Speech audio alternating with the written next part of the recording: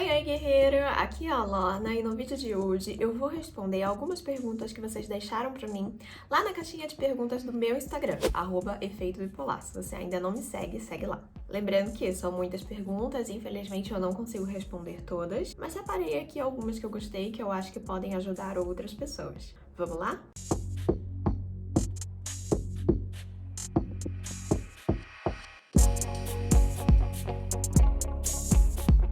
Primeira pergunta: o que fazer quando estou na dosagem mínima da medicação e ainda sinto os efeitos colaterais?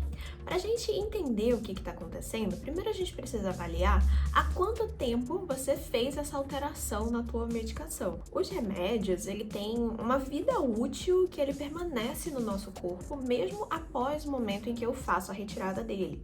Ou seja, não é tirei na segunda, na terça eu já não vou mais sentir nada. Isso significa que se você fez a alteração da sua dosagem há pouco tempo, pode ser que o acúmulo da medicação que você tomou antes dessa mexida aí na dosagem ainda esteja provocando esses efeitos colaterais. Mas se já faz bastante tempo que você fez essa alteração na sua dosagem e ainda assim você está sentindo os efeitos e não dá para conviver com aqueles efeitos, pode ser um sinal de que você vai precisar trocar de medicação. Lembrando que é sempre importante dar um tempo de adaptação para ver se você precisa trocar de medicação mesmo ou se dá para ficar naquela, porque a maioria dos efeitos colaterais é temporária. Isso significa que conforme o seu corpo vai criando resistência em relação àquele remédio, os efeitos colaterais vão diminuindo naturalmente. Também vão haver outras situações que o efeito colateral não vai ceder, vai continuar ali e é sua decisão saber se dá para conviver com eles ou não. Um exemplo, eu já passei por essa situação 2 vezes. Na primeira vez, eu sentia muita tontura, então eu não conseguia fazer nada sozinha, não conseguia dirigir, não conseguia trabalhar, basicamente virei um vegetal, só conseguia ficar deitada. E eu decidi que a partir dali não tinha condições de continuar tomando aquele remédio. Então eu tomei ele durante um tempo e depois parei. Por outro lado, muitos anos depois, eu comecei com uma outra medicação, que inclusive é a que eu tô tomando hoje, que tem como efeito colateral a queda de cabelo. E partindo do meu julgamento, eu concluí que era algo com que eu poderia viver. Pelo menos até agora, né? Eu acho que eu posso conviver, vai que eu mudo de ideia daqui a algum tempo. Mas essa é uma decisão muito pessoal. Outra coisa que precisa pesar um pouco nessa decisão é se esse remédio tá fazendo efeito pra você. Porque não adianta nada eu ficar tomando um negócio ali que tá dando efeito colateral, tá fazendo eu me sentir mal, que não tá me ajudando a estabilizar. Aí não faz sentido mesmo. Mas se esse remédio tá trazendo efeitos legais pra você e também efeitos colaterais, aí é a hora da gente pesar o que vale mais a pena no meio desse caminho, ok? Pergunta número 2. Sabe se bipolar pode tomar remédio para emagrecer? Tô sofrendo muito com o quanto engordei com a medicação. Cara, isso aqui é uma realidade que muita gente enfrenta, né? O aumento de peso diante de uma medicação específica. E a gente tem que levar em consideração alguns fatores antes de, enfim, tomar qualquer decisão aqui também. O primeiro fator é a possibilidade de troca dessa medicação. Não existe somente um estabilizador de humor, existem vários. Além de existirem vários, também existem várias combinações de substâncias que a gente pode utilizar para atingir o nosso objetivo aí, que é o equilíbrio. Então, ninguém tá preso a uma só medicação, tá bom? Pelo menos a maioria das pessoas não está. Segundo fator para levar em consideração é que se você tá tomando um remédio que realmente engorda, porque nem todos os estabilizadores engordam, mas se realmente esse engorda, enquanto você estiver tomando o remédio, você vai estar ganhando peso. Não importa o que você faça, você pode fazer 3 horas de exercício por dia, você pode comer uma alface o dia inteiro, você pode fazer procedimentos estéticos, você vai continuar ganhando peso. Então, de nada adiantaria você tomar remédio para emagrecer e continuar tomando estabilizador de humor, porque não iria funcionar. Terceiro, quem toma os estabilizadores, quem tem transtorno bipolar, na verdade, não pode fazer o uso de medicamentos termogênicos. E grande parte desses medicamentos para emagrecer são feitos com base nesses termogênicos. O que o termogênico faz? Ele aumenta a velocidade de metabolismo do teu organismo e isso é um problema pra gente, porque ele pode induzir episódios de mania e hipomania. Ai, mas é tão bom estar em mania e hipomania, então vou tomar um termogênico e pronto, vou viver em hipomania para sempre. Não é bom. Lembrando que a gente já conversou, episódios de mania e hipomania causam degradação ao tecido do seu cérebro a longo prazo, fazem a gente fazer insanidades, coisa que a gente nunca faria em episódios normais, em situações normais, fazem a gente destruir nossos relacionamentos, acumular dívidas, cometer suicídio. Então temos aí uma série de situações que são decorrentes de episódios desse gênero que a gente precisa evitar. Então não me vem com uma ideia dessas, tá bom? Coloca aí um juízo na sua cabeça porque você tá precisando. Pergunta número 3. Dicas para uma bipolar que cursa psicologia. Desafios e como enfrentar. Gente, essa é uma pergunta muitíssimo interessante, porque às vezes a gente tem essa noção de que fazer psicologia é uma coisa de outro mundo, o psicólogo é um ser divino, e nada disso é verdade, nada disso é real. Em primeiro lugar, aqui na faculdade de psicologia, pelo menos na maioria das pessoas, psicólogas com quem eu conversei, muito pouco se fala sobre transtornos mentais, quem dirá o próprio transtorno bipolar. Na minha faculdade, eu tive 2 aulas de transtorno bipolar. Isso é praticamente nada. Então, de 5 anos, 2 aulas foram sobre esse transtorno. Então, a gente pouco ouve falar. E isso tem uma consequência muito séria pra gente, que é o fato de, dentro do corpo acadêmico, ainda existir muito preconceito em relação à pessoa que tem transtorno bipolar. Então, uma dica que eu te daria, se você realmente resolver passar por esse processo, é especialmente não se deixar abater pela psicofobia, porque às vezes a gente vai achando que aquilo vai ser um ambiente saudável, que ninguém vai nos agredir de forma alguma, e nem sempre isso é real. Pode ser que você escute aí alguns absurdos pelo meio do caminho sobre o transtorno, que você já sabe que não é verdade. Pode ser que você seja maltratada por ter o transtorno. Pode N coisas acontecer. Então a gente tem que ir com essa mentalidade de que o ambiente do curso de psicologia não é um ambiente muito diferente do restante da nossa vida. Então, caso surja a necessidade de você se defender de alguma forma, esteja preparado que isso pode acontecer. Não aconteceu comigo em relação ao transtorno bipolar, primeiro porque ninguém sabia que eu tinha transtorno bipolar, nem eu. Não, eu sabia sim, mas eu não fazia questão nenhuma de... Não fazia diferença na minha vida ter um diagnóstico ou não, que na época eu não tratava, mas eu vi acontecer com pessoas que tinham transtorno borderline. E se aconteceu com um, óbvio que pode acontecer com o outro. Fora isso, dicas que eu daria para qualquer tipo de graduação, né? Faça seu tratamento direitinho para que você não entre em episódios e isso não prejudique sua rotina de estudos. Não invente de pegar 1 milhão de matérias de uma vez só. Isso foi uma coisa que eu fiz muito. Eu entrava em hipomania, pegava um monte de matéria e aí no final do semestre eu não conseguia concluir. Quer dizer, eu até concluía, mas eu acabava exausta no meio do caminho. E claro, não precisa esperar você estabilizar completamente para começar uma graduação. Pessoas com transtornos mentais estão em todos os lugares, de todas as cores, de todas as ocupações, de todos os tamanhos. Faz parte da vida. Ter um transtorno mental não te impede de ser o que você quer ser. Então, se você quer ser psicóloga, vai lá, gente, vira psicóloga, tá ótimo. Pergunta número 4. Como foi o início do seu tratamento? Não estou me adaptando a essa nova rotina. No início do meu tratamento, não tinha rotina nenhuma. Não sei se é isso que você está se referindo, mas a gente sabe que para atingir o ápice lá da nossa estabilidade, a gente precisa ter algumas mudanças no nosso estilo de vida. Naquela época, eu não tinha essa concepção.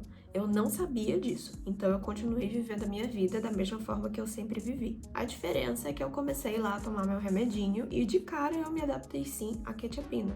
Tanto que as menores doses, que foram de 25mg, já me faziam muito efeito, principalmente em relação à raiva. Eu conseguia olhar para as coisas acontecendo e não ter surtos gigantescos enquanto elas aconteciam. Conseguia resolver elas na base da amizade.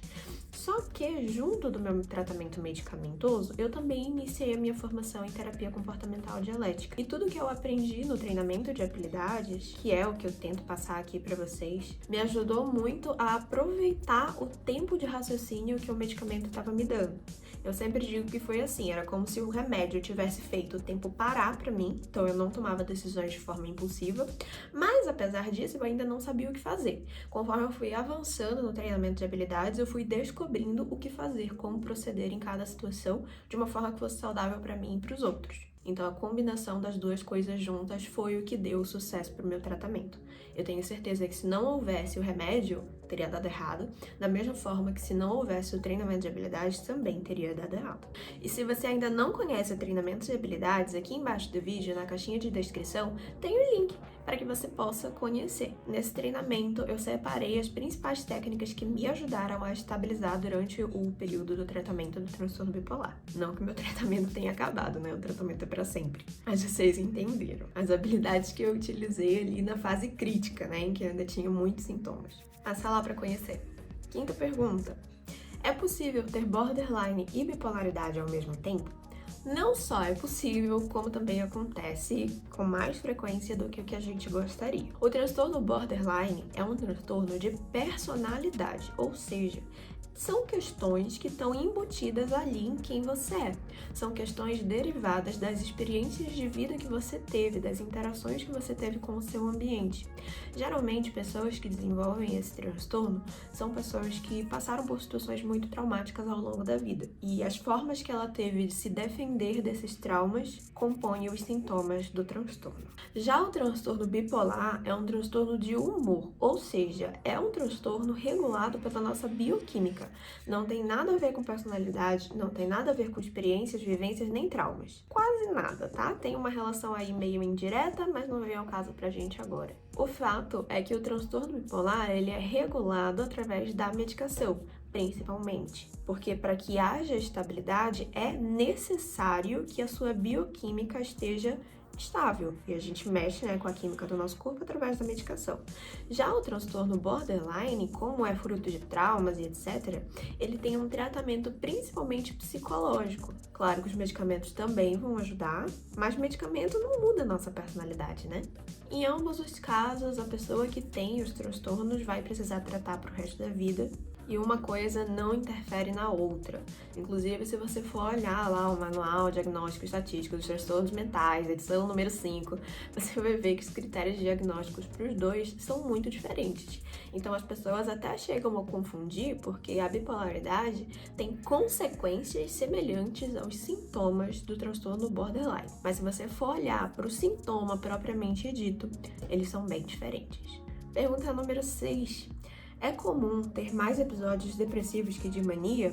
Sim, é comum. Inclusive, para pessoas que têm transtorno bipolar do tipo 2, é mais frequente que ela tenha episódios de depressão do que da hipomania. Para a gente ter um diagnóstico de transtorno bipolar, você precisa ter tido um único episódio de mania ou hipomania. Tendo um episódio, já é suficiente para o seu diagnóstico. Pode ser que você tenha um episódio de mania e hipomania e o restante tudo seja de depressão. Então, sim, pode acontecer. Ciclotímica Fitness. Pode tomar energético, pré-treino ou termogênicos? Não. Pelo mesmo motivo que eu citei ali na questão dos medicamentos para emagrecer, tá bom? Para quem não sabe, a ciclotimia é um tipo de transtorno bipolar, é uma classificação do transtorno bipolar que acontece quando os sintomas ou não preenchem todos os critérios, tá? A gente tem um número X lá de sintomas que a pessoa precisa ter para ter um diagnóstico de transtorno bipolar original. E se ela não preencher todos esses critérios, ela entra como ciclotímica, ou quando os sintomas não são suficientes para causar o prejuízo que eles causam no transtorno bipolar. Detalhes, peculiaridades da psiquiatria e que a gente só aceita, enfim, trata da mesma forma, tá? Tu acha que um grupo de apoio ao TAB, tipo um Alcoólicos Anônimos, seria positivo? Eu acho que a gente tem que ter muito cuidado para se meter numa situação como essa, porque você tem que entender que dentro de um grupo não existe o filtro, né? Por exemplo, dentro do treinamento de habilidades, lá na terapia comportamental dialética, a gente faz o treinamento em grupos, mas não é um grupo terapêutico que você vai levantar a mão e falar o que está dentro do seu coração, não. É um grupo de estudos, é um grupo de aulas. esse é um ambiente controlado, que você vai obter informações sobre o transtorno bipolar, mas sem passar por esse processo de exposição. Já num grupo terapêutico, em que as pessoas falam, abrem o coração e tudo mais, pode ser que ela fale qualquer coisa que passe pela cabeça dela. Então vai depender muito da pessoa que está mediando esse grupo. Essa pessoa precisa ser uma pessoa experiente, que saiba o que fazer quando temas sensíveis vêm à tona. Então eu acho que pode ser positivo, porque a gente aprende com as experiências dos outros, a gente cresce com as experiências das outras pessoas e desenvolve também uma rede de apoio, mas ao mesmo tempo acho que a gente fica suscetível a passar por situações de gatilho. Por exemplo, o outro começa de repente a falar sobre suicídio e de repente aquilo te lembra de algo que foi desagradável para você e que você também teve os mesmos pensamentos. E aí, como fica? Então, a atitude do profissional mediador também faz bastante diferença nisso. Caso você esteja procurando grupos de apoio, eu recomendo o site da Abrata, que oferece esse serviço de forma gratuita e também através de profissionais experientes. Meu amigo está internado por estar em surto da fase de mania. Isso é comum? Depende da conduta que o profissional que está tratando vai escolher para tratar. A gente entende que o ambiente da internação é para ser um ambiente mais seguro e controlado, ou seja, tem o objetivo de preservar aquele indivíduo para que ele não cometa nada, né, que não deveria cometer. Então é relativamente comum, mas vai depender muito da forma como o profissional está decidindo levar aquela situação. Se o profissional entende que aquela pessoa é um risco para ela mesma, provavelmente ele vai recomendar a internação. Pra gente finalizar o vídeo de hoje, mais uma pergunta. Descobri o TAB há pouco tempo e comecei com a medicação, mas ainda não vi o resultado. Pra gente ter a atuação plena das medicações, o tempo aí de atuação é mais ou menos de 2 meses. Ou seja, até esse período pode ser que a gente não tenha realmente nenhum resultado em relação aos sintomas. Mas isso também pode acontecer por outros motivos. Pode ser que aquela medicação não seja ideal para você, então você não está se adaptando.